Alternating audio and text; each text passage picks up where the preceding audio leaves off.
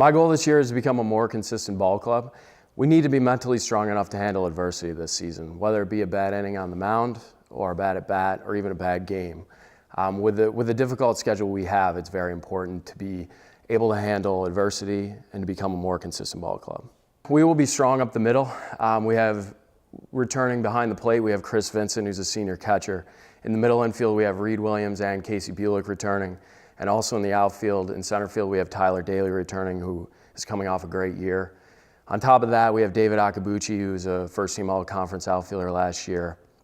And then on the mound, we have Mike Androkonis and Andrew Mazis, who are both all-conference performers. We're going to be looking to replace 4 key members of our offense from last year to graduation. We start at first base. We graduated Luke Seib, who's one of the most consistent players we've had here. To replace him, we're looking at Dan Morano to step in and fill in. Dan was a Rookie of the Year in the conference his freshman year and first-team all-conference DH. Last season, he had an injury-riddled season, but he's back and healthy, and he's looking good this February, so we're looking for him to step in and fill Luke's shoes. In the outfield, we are going to be replacing Mike Smeriglio, who had a great 4-year career here at F&M. To replace him, we looked at the transfer route, and we're looking to bring in Kengo Kawahara, a transfer from the University of Maryland, to step in and fill in for Mike. He's either going to be playing right field or center field. I'm not 100% sure yet, but he looks fantastic so far.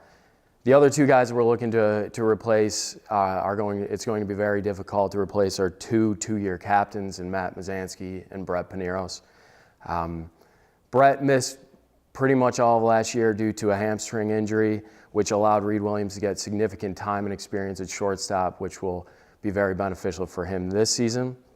At third base, we have a battle going on between junior Jimmy Whalen, a left-handed hitting third baseman, and also a freshman who's really pushing Jimmy hard, and we'll see what happens at third.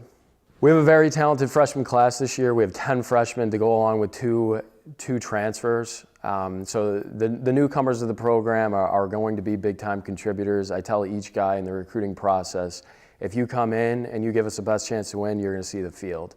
I'm not afraid to play freshmen, and this year is no different. We should see 2 to 3 guys are pushing hard from an offensive standpoint to get in the lineup. On the mound, the freshman class is very impressive. I can see 4 or 5 guys seeing significant time on the mound, including a job in the conference rotation, maybe 2. February practice has been going really well so far this year.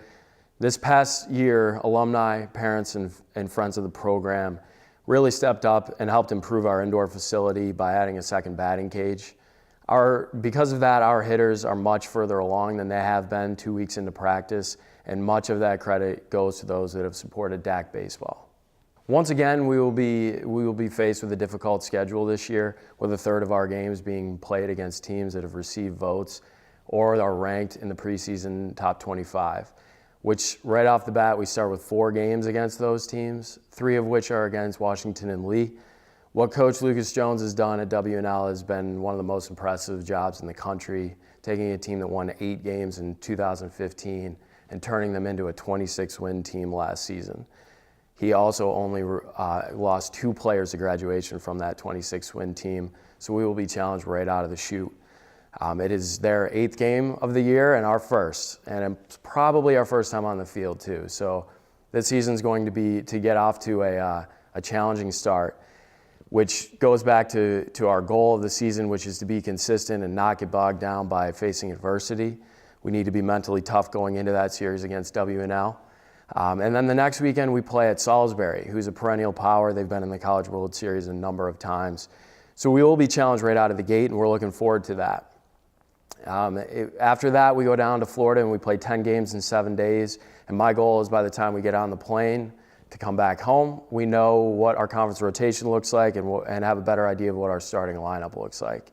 Once we get back, we're lucky enough to play 3 games in the local minor league stadium, Clipper Magazine Stadium, home of the Lancaster Barnstormers, against Hood, Messiah, and Elizabethtown College.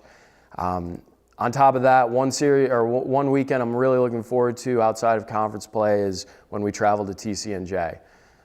They're a team that competes in the NJAC, and they compete at a high level. Last year they came here and beat us up a couple of times, and we're looking for some revenge that day. It will be tough. They're a top 15 team this year, but we're looking forward to that challenge as well. I feel like every year I'm saying that the Centennial Conference is as good as it's ever been, and that's true again this year. I believe this is the first time that our conference has had 3 teams ranked in the top 25 or at least receive votes. So we're looking at 18 difficult games in conference where we have to bring it every day. No team's going to take us lightly, and we can't afford to play at anything but our best. The last thing I want to mention is the addition to our coaching staff. We lost Nate Mullberg last year. He went to the University of Richmond, where he's a volunteer assistant. We're really happy for Nate and the step that he took, and we're able to replace him with Ryan Luke, who has come aboard from Lafayette College, where he was the director of baseball operations. Ryan was a 3-year captain at Moravian College, which is awfully impressive considering how good of a program Moravian has, and we're really looking forward to having Ryan join the staff.